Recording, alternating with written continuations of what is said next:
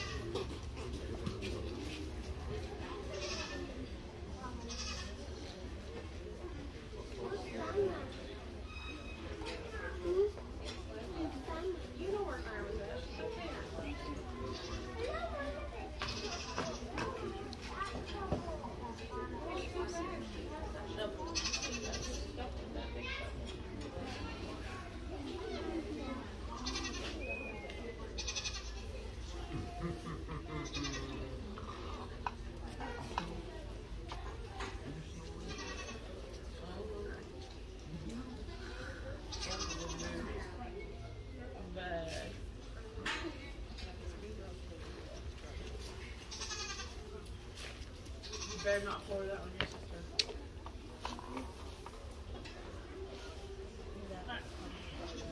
What?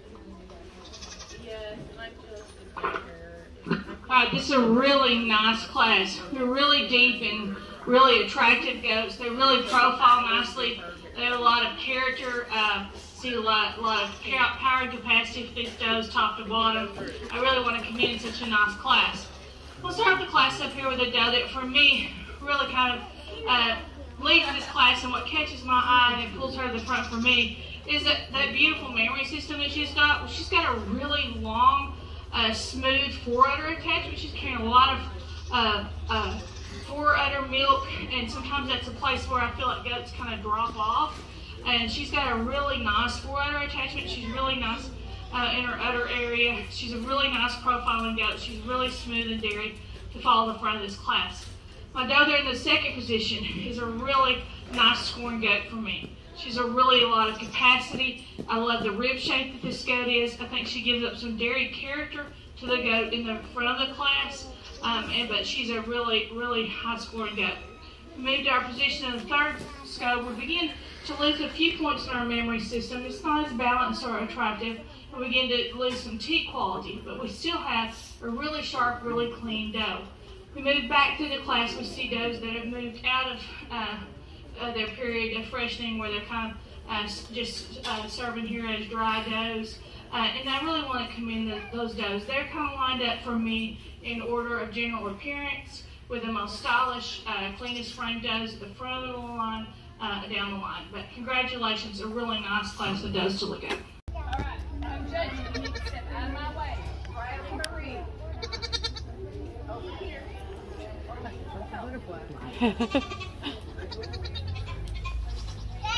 Fancy. You're okay, baby girl. You're fine.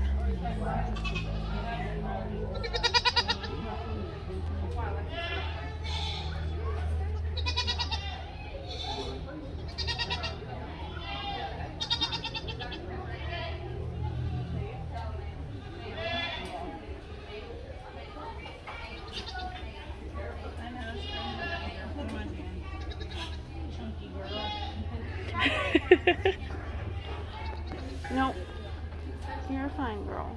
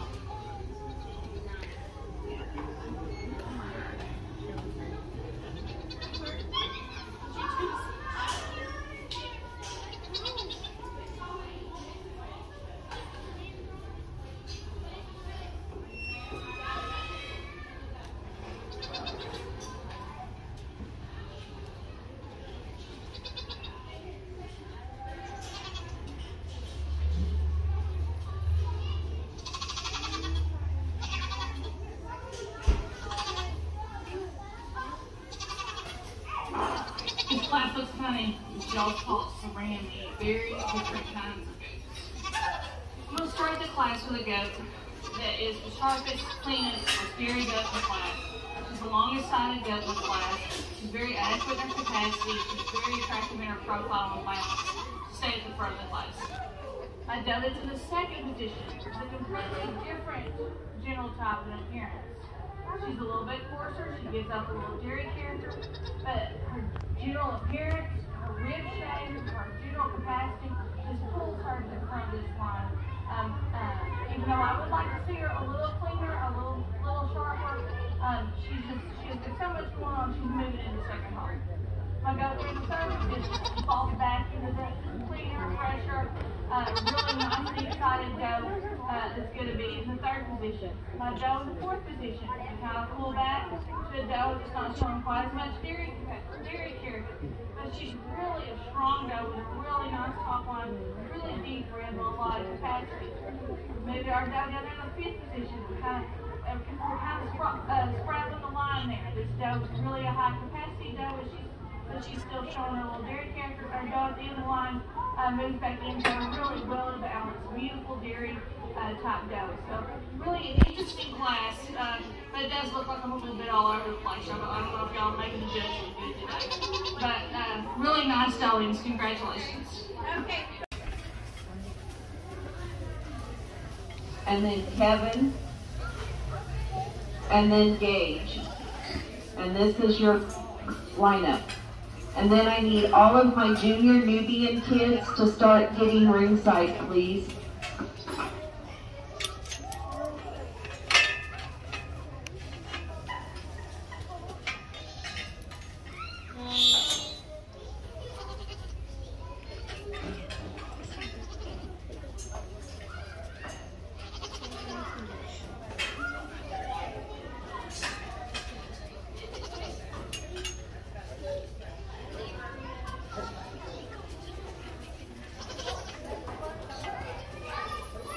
Okay.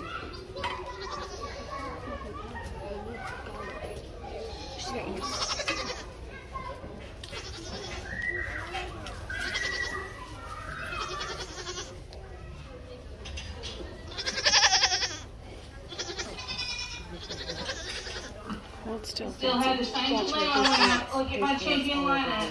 See lots of beautiful guys right here for lots of different reasons, and we have several different bodies. So it makes it tough to pick a champion. There's so many good things about so many different goats. When I look at these goats today, the goat that catches my eye, that says that I'm going to be your champion today, is the goat that I admire the rib shape, I admire the top line, and I'm going to go with my champion goat today is going to be out of the fourth class, the young lady's goat. If you'll stick your goat out.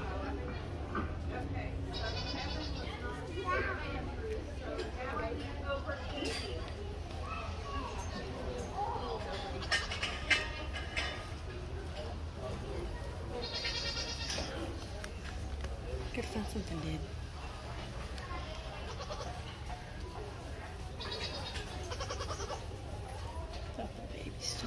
We move our second place from this class in, even though she is really an attractive profile and goat, she just doesn't have that claim to fame that my champion pulled out on me. So then my eye goes to the front end of this line.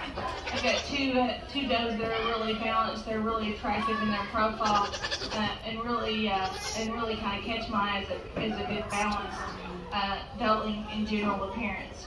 And I'm going to go today with my reserve champion on my youngest doe. He's like, what? I called it too. Because she put it, her Yeah. eyes went from hair Yep. straight to David.